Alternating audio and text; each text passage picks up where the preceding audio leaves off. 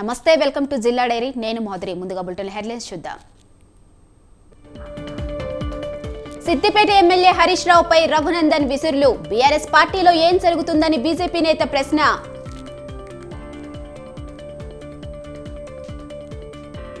ఖమ్మం జిల్లా వైరాలో పరిటాల రవి వర్ధంతి కార్యక్రమం. బడుగుల భూముల కోసం రవి పోరాడారన్న రామ్దాస్ నాయక్.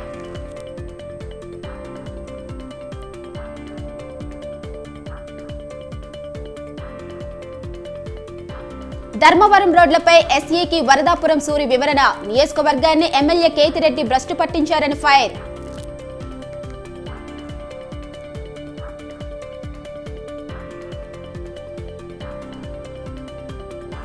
కాకినాడ జిల్లాలో నారా భువనేశ్వరి పర్యటన. బాధిత ఫ్యామిలీలకు చంద్రబాబు సతీమణి పరామర్శ.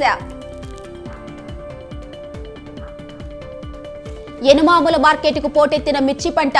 3 రోజులు సెలవు కావడంతో రైతుల క్యూ.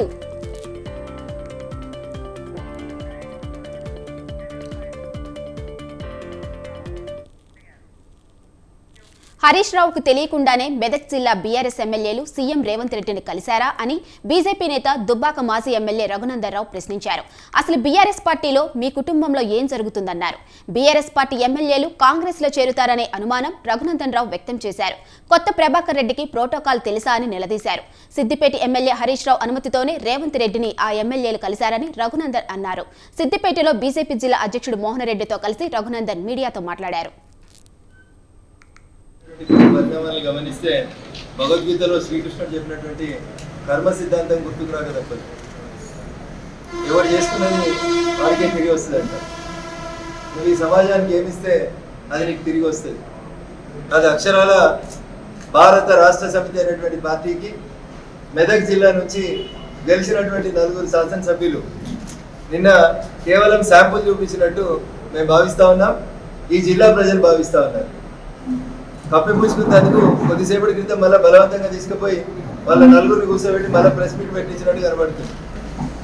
కానీ నేను చాలా సందర్భాల్లో ఒక సైన్స్ టీచర్గా చెప్పేటోని, భూమి గుండ్రంగా ఉంటుంది, మనం ఏం చేస్తే మనకు అది తిరిగి కొంతకాలం తర్వాత రిటర్న్ వస్తుంది అని చెప్పేవారు.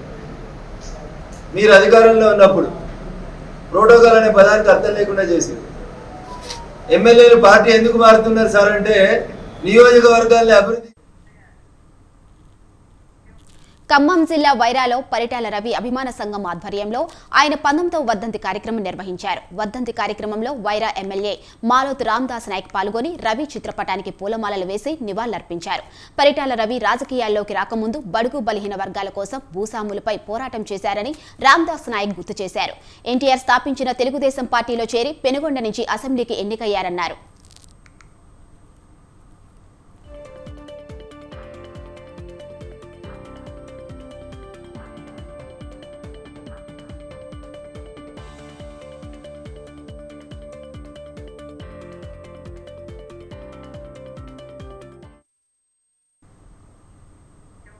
అనంతపురం జిల్లా ధర్మవరం నియోజకవర్గాన్ని ఎమ్మెల్యే కేతిరెడ్డి భ్రష్టు పట్టించారని వరదాపురం సూరి విమర్శించారు.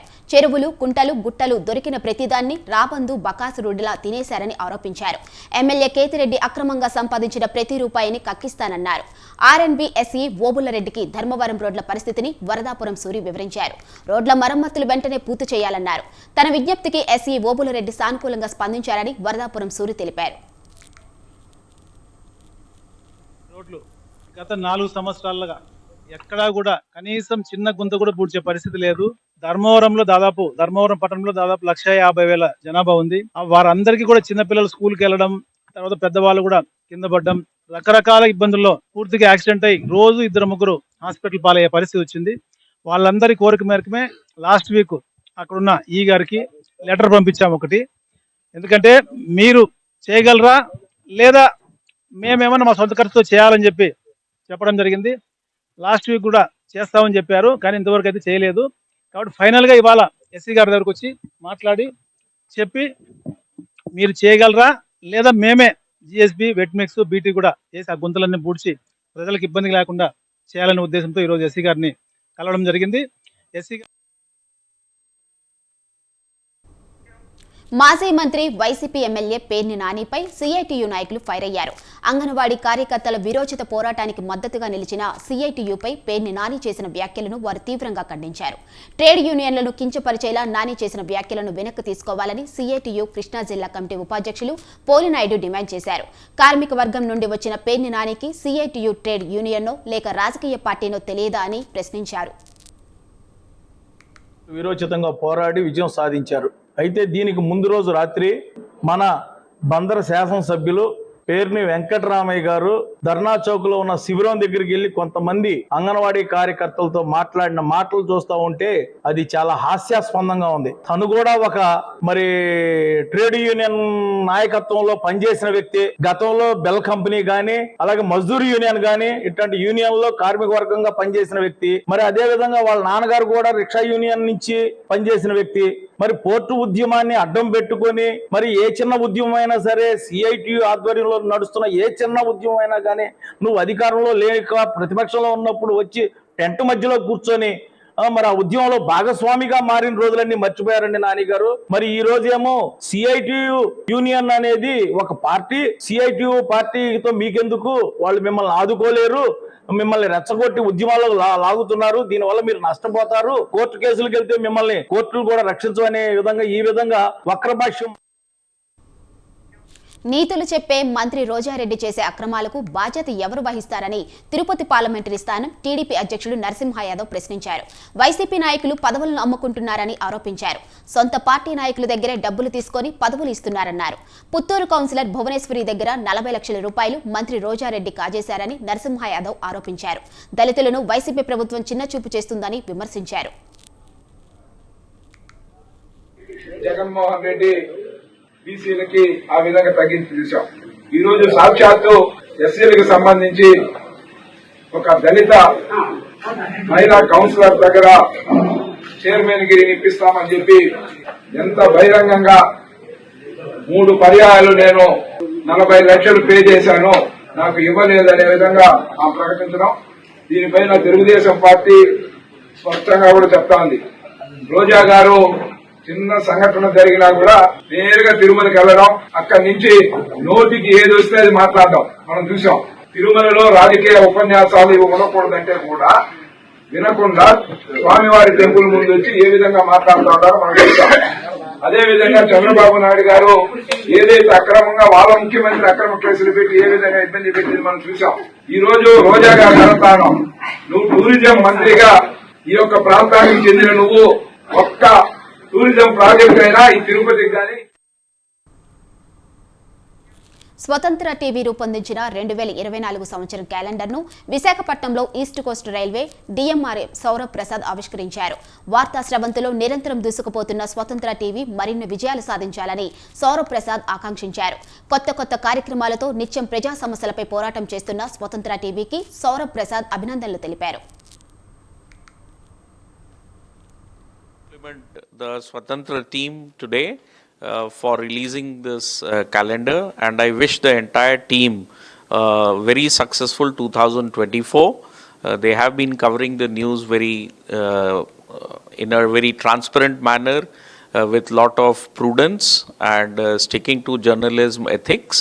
I wish them all the best in their future endeavor during the entire year. Thank you. I would like to compliment the Swatantra team today for release.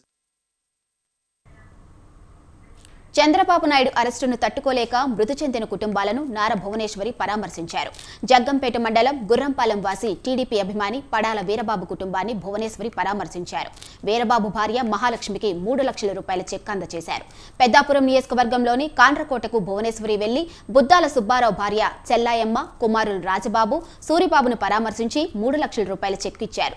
Bhuvaneswari వెంట కాకినాడ జిల్లా అధ్యక్షులు జ్యోతుల నవీన్, పార్టీ నేతలు ఉన్నారు. పడాలి బాబు అండి, నారా చంద్రబాబు నాయుడు గారు అక్రమంగా అరెస్ట్ చేయబడితే ముందు రోజు అరెస్ట్ అయ్యి వెంటనే మా ఊరు దిగులుగా ఉన్నాడండి. దిగులుగా ఉంటే అదేనే దిగులుగా ఉన్నావు అని అడిగితే నారా చంద్రబాబు నాయుడు గారిని అరెస్ట్ చేశారు కదా, దానికోసం బాధగా ఉందిరా అన్నాడండి. అంటే దానికి ఏం లేదురా, ఇబ్బంది ఏం పడకు, ఆయన వచ్చేస్తాడు 2 రోజుల్లో అన్నానండి. అంటే అలా 10 రోజులు దిగులుగా ఉండి 11వ రోజు మళ్ళీ లోకేష్ గారిని కూడా అరెస్ట్ చేస్తానని తెలిసి ఆ వార్త విన్న వెంటనే సీలోకి వెళ్ళి పురుగుల మందు తాగాడండి. తాగితే కాకినాడ జనరల్ హాస్పిటల్ తీసుకెళ్ళింది సార్. తీసుకెళ్తే డాక్టర్ గారు అన్నారు బతకడమ్మా అని చెప్పారండి. ట్రీట్మెంట్ చేసినా కూడా ఆ తర్వాత వెంటనే చనిపోయిన వెంటనే పార్టీకి ఇన్ఫార్మ్ చేసామండి. ఇన్ఫార్మ్ చేసిన వెంటనే నెహ్రూ గారు, నవీన్ గారు చూసి పార్టీతో మాట్లాడి ఆయనకి ఏ సహాయమైనా చేద్దామని అని చెప్పారండి. దానివల్ల ఈరోజు ఆదోని ఎమ్మెల్యే సాయి ప్రసాద్ రెడ్డి ప్రభుత్వ భూములను స్వాహా చేశారని టీడీపీ ముస్లిం మైనార్టీ నేత ఉమ్మి సలీం ఆరోపించారు. 2010లో మండిగిరి పంచాయతీలో ఉన్న 18 ఎకరాల ప్రభుత్వ భూమిని అక్రమంగా కూతురు గౌతమి పేరు మీద కొడుకు జై మనోజ్ రెడ్డి పేరిట 18 ఎకరాలు రిజిస్టర్ చేశారని ఆరోపించారు. పేదలకు చెందవలసిన భూమిని అక్రమంగా సొంతం చేసుకున్నారని విమర్శించారు. జనసేన టీడీపీ ప్రభుత్వం వచ్చిన వెంటనే ఆ భూములు పేదలకు అందిస్తామని ఉమ్మి సలీం తెలిపారు. సంబంధించిన మా ఆదోని ఎమ్మెల్యే సాయి ప్రసాద్ రెడ్డి గారి సాయి లీలల గురించి ఈరోజు మీకు ఒక మీడియా ముఖంగా తెలియజేస్తున్నాను. అయ్యా, survey number 29 land ceiling act కింద 15 మందికి 2 ఎకరాలు సుమారు 20 ఏళ్ల నుంచి వాళ్ళు సాగు చేస్తుంటే వాళ్ళకి ఈ రోజు వరకు భూ హక్కు పత్రం ఇవ్వడం లేదు. వాళ్ళు ఎన్నోసార్లు అర్జీలు పెట్టుకున్నారు, వాళ్ళ చెప్పులు అరిగిపోతున్నాయి. దాని పక్కనే ఉన్న survey number 66 government assign land. ఆ అసైన్ ల్యాండ్ని ఒక లెటర్ పుట్టించి, ఆర్డీఓ ఎంఆర్ఓ లెటర్ పుట్టించి మా ఆదోని ఎమ్మెల్యే సాయి ప్రసాద్ రెడ్డి గారు తన కొడుకు పేరు మీద, కూతురు పేరు మీద 18 ఎకరాల 3 సెంట్లు, 18 ఎకరాల 2 సెంట్లు స్వాహా చేసినారు. ఈ భూమి మా గవర్నమెంట్, మన జనసేన టీడీపీ పొత్తు గవర్నమెంట్ వచ్చేది ఖాయం. మా నారా చంద్రబాబు నాయుడు సీఎం అయ్యేది ఖాయం. నారా చంద్రబాబు నాయుడు సీఎం అయిన మరుసటి రోజే దీనిపైన మేము యుద్ధం చేసి ఈ పేద ప్రజలకు పట్టాలు ఇస్తామని మేము మీడియా ముఖంగా, సభాముఖంగా తెలియజేస్తున్నాం. మా ఆదోని నియోజకవర్గానికి సంబంధించిన మా ఆదోని ఎమ్మెల్యే సాయి ప్రసాద్ రెడ్డి గారి సాయి లీలల గురించి ఈరోజు మీకు ఒక మీడియా ముఖంగా తెలియజేస్తున్నాను. ప్రవాసాంధ్రుడు యష్ మరోసారి సిఐడి విచారణకు హాజరయ్యారు. వైసీపీ ప్రభుత్వంపై సోషల్ మీడియాలో పోస్టులు పెట్టారని యష్ పై సిఐడి కేసులు నమోదు చేసింది. తల్లికి అనారోగ్యం కారణంగా కొద్ది రోజుల క్రితం హైదరాబాద్ వచ్చిన యష్ ను ఎయిర్పోర్ట్లోనే సిఐడి పోలీసులు అదుపులోకి తీసుకున్నారు. ఆ సందర్భంగా యష్ కు 41A నోటీసు ఇచ్చి సిఐడి అధికారులు పంపించారు. మరోసారి విచారణ సిఐడి పోలీసులు యష్ ను పిలిచారు. దీంతో యష్ లాయర్తో కలిసి విచారణకు హాజరయ్యారు.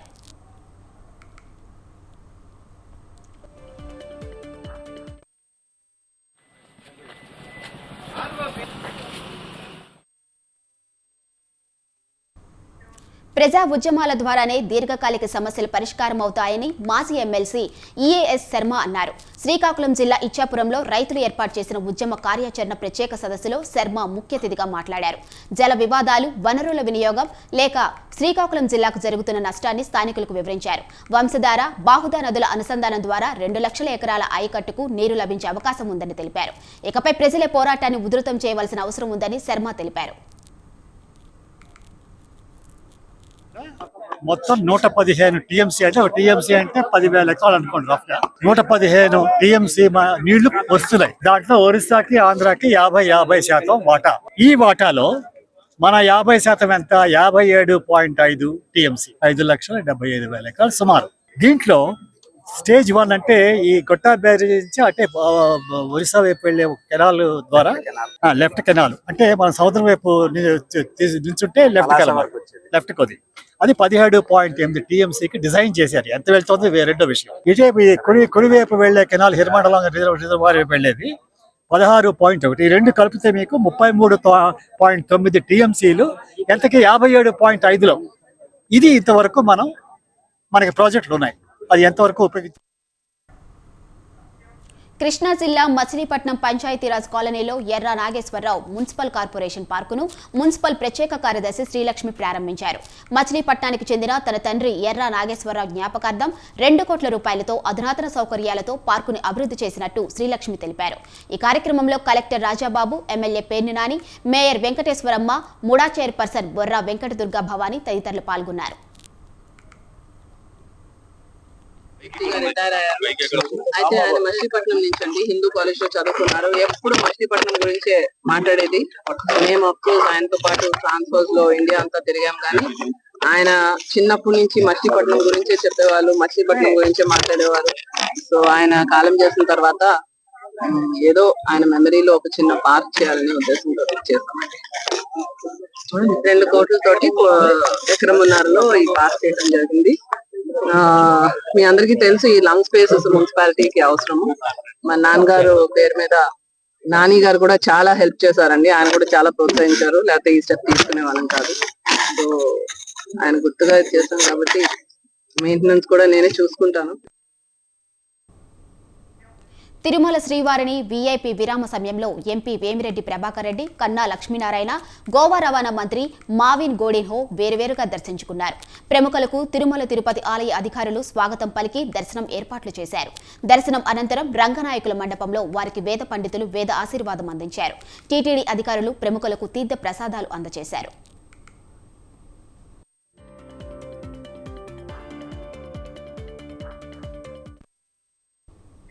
గుంటూరు జిల్లా నిడుముక్కల నుండి మంగళగిరి వరకు ఆంధ్ర రాష్ట్ర సమితి పార్టీ ఆధ్వర్యంలో బైక్ ర్యాలీ జరిగింది. ర్యాలీలో ఏఆర్ఎస్ అధ్యక్షులు కోటేశ్వరరావు, కార్యకర్తలు పాల్గొన్నారు. ఆంధ్ర రాష్ట్ర సమితి పార్టీకి 175 నియోజకవర్గాల ఇన్ఛార్జీలు నియమించినట్లు కోటేశ్వరరావు తెలిపారు. బడుగు బలహీన వర్గాల కోసం పుట్టిన పార్టీ ఆంధ్ర రాష్ట్ర సమితి అని కోటేశ్వరరావు అభివర్ణించారు. పార్టీ తరఫున 175 నియోజకవర్గాల ఇన్ఛార్జి నియామక కార్యక్రమం ఉంది. ఇడుముక్కల తాడికొండ మండలం ఇడుముక్కల విలేజ్ నుంచి మంగళగిరి చిల్లపల్లి కళ్యాణ మండపంలో ప్రోగ్రాం ఉంది. ఆ మీటింగ్కి అందరం వెళ్తున్నాం. భారీ ర్యాలీతోటి వేల సంఖ్యలో కార్యకర్తలు పార్టీకి జాయిన్ అవుతామన్నారు. ఆ కార్యక్రమం కూడా ఈరోజు జరుపుతున్నాం. ఈ పార్టీ ఏఆర్ఎస్ ఆంధ్ర రాష్ట్ర సమితి బడుగు బలహీన వర్గాల కోసం పుట్టిన పార్టీ. అన్ని సామాజిక వర్గాలు, అన్ని ప్రాంతాలకి ముఖ్యమంత్రి పదవి ఇచ్చి తీరుతాము అని చెప్పి సమాయకత మనం చేసుకుంటూనే ఉండే. ఇంకా మొత్తం అక్కడ మీటింగ్ దగ్గర చెప్తాము. ఇంకా విధి విధానాలు మొత్తం ఈరోజు ఆంధ్ర రాష్ట్ర సమితి ఏఆర్ఎస్ పార్టీ. గుంటూరు జిల్లా తాడికొండలోని సత్యసాయి బాలికల పాఠశాలలో ఆడదాం ఆంధ్ర క్రీడలను మాజీ ఐఆర్ఎస్ దయాసాగర్ ప్రారంభించారు. గ్రామాల్లో ఉన్న ఆటగాళ్లను వెలుగులోకి తీసుకురావడానికి ఆడుదాం ఆంధ్ర కార్యక్రమం ప్రభుత్వం తీసుకొని వచ్చిందని దయాసాగర్ అన్నారు. గ్రామ స్థాయి నుండి మండల స్థాయి, మండల స్థాయి నుండి నియోజకవర్గం స్థాయి వరకు ఆడుదాం ఆంధ్ర క్రీడలు చేరుకున్నాయని అన్నారు. గ్రామ స్థాయిలో ప్రతిభ గల ప్రతి ఒక్కరూ ఉన్నత స్థాయికి చేరుకోవాలని దయాసాగర్ ఆకాంక్షించారు. వరంగల్ ఎనుమాముల వ్యవసాయ మార్కెట్కు మిర్చి పంట పోటెత్తింది. మార్కెట్ యార్డు మొత్తం ఎర్ర బంగారంతో నిండిపోయింది. శుక్రవారం నుంచి వరుసగా 3 రోజుల సెలవులు ఉండటంతో రైతులు పంట అమ్ముకోవడానికి మార్కెట్కు క్యూ కట్టారు. వరుసగా గణతంత్ర దినోత్సవం, శనివారం, ఆదివారం మార్కెట్లు పనిచేయవు. ఎక్కువ రోజులు నిల్వ ఉంచితే పాడైపోయే ప్రమాదం ఉందని వెంటనే మిర్చిని అమ్ముకునేందుకు రైతులు మార్కెట్కు వచ్చారు. త్వరగా మిర్చి కొనాలని అధికారులను రైతులు కోరారు.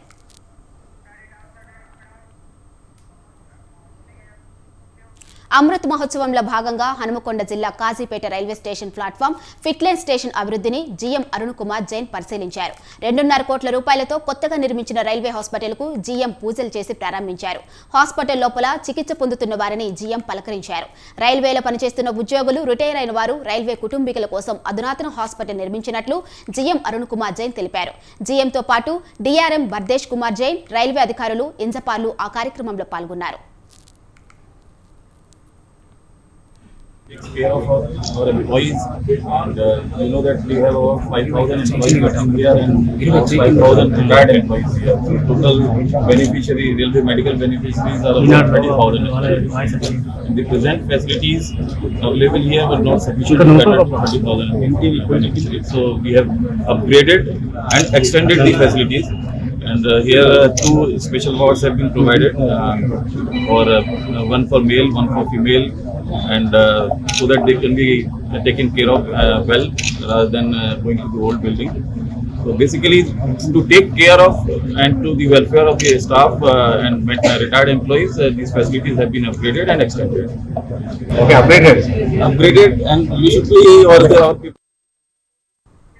Hyderabad Koti Osmania medical college principal doctor P Sasikala Reddy స్వచ్ఛంద పదవీ విరమణ చేపట్టారు. ఈ సందర్భంగా విద్యార్థులు తమకు ఇష్టమైన గురువుకు వినూత్న రీతిలో వీడ్కోలు పలికారు. డప్పు చప్పలతో గుర్రప్రదంపై శశికళారెడ్డిని విద్యార్థులు ఊరేగించారు. థ్యాంక్ యూ మేడం అంటూ విద్యార్థులు తమ కృతజ్ఞతలు తెలిపారు.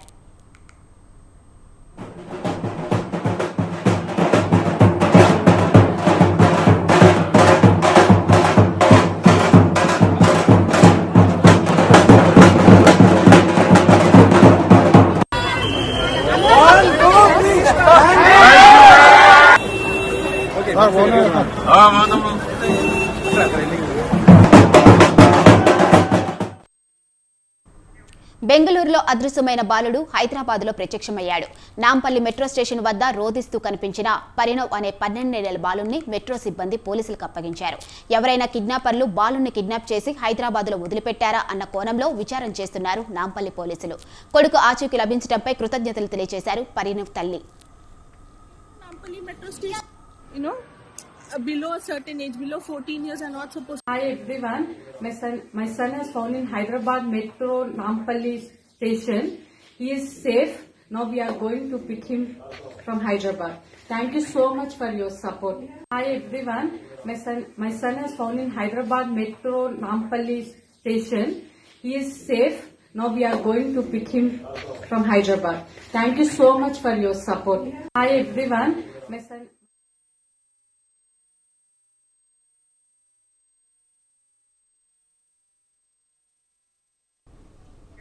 నిజామాబాద్ జిల్లా నందిపేట మండలంలో గంజాయి విక్రయిస్తున్న వ్యక్తిని పోలీసులు అదుపులోకి తీసుకున్నారు.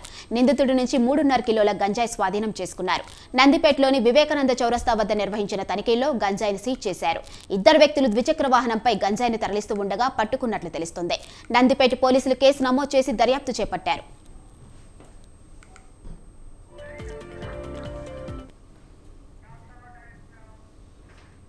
మాజీ మంత్రి వైఎస్ వివేకానందరెడ్డి హత్య కేసులో నిందితుడిగా ఉండి ఆపై అప్రూవర్గా మారిన షేక్ దస్తగిరికి ఏపీ హైకోర్టు బెయిల్ మంజూరు చేసింది. వివేక హత్య కేసులో గత 85 రోజుల నుండి కడప జైల్లో షేక్ దస్తగిరి రిమాండ్ ఖైదీగా ఉన్నారు. ఈ క్రమంలో బెయిల్ మంజూరు చేయాలంటూ హైకోర్టులో దస్తగిరి పిటిషన్ దాఖలు చేశారు. దానిని విచారించిన ఏపీ హైకోర్టు కిడ్నాప్ కేసులో దస్తగిరిని రాష్ట్ర పోలీసులు అదుపులోకి తీసుకున్నారని ఆయన తరపు న్యాయవాది వాదనలు వినిపించారు. ఎన్నికల దృష్ట్యా దస్తగిరిపై ఏపీ పోలీసులు పలు అక్రమ కేసులు నమోదు చేశారని తెలిపారు. బెయిల్ ఇవ్వాలని హైకోర్టులో కోరారు. ఇరు వర్గాల వాదనలు పరిగణనలోకి తీసుకున్న హైకోర్టు దస్తగిరికి బెయిల్ మంజూరు చేసింది.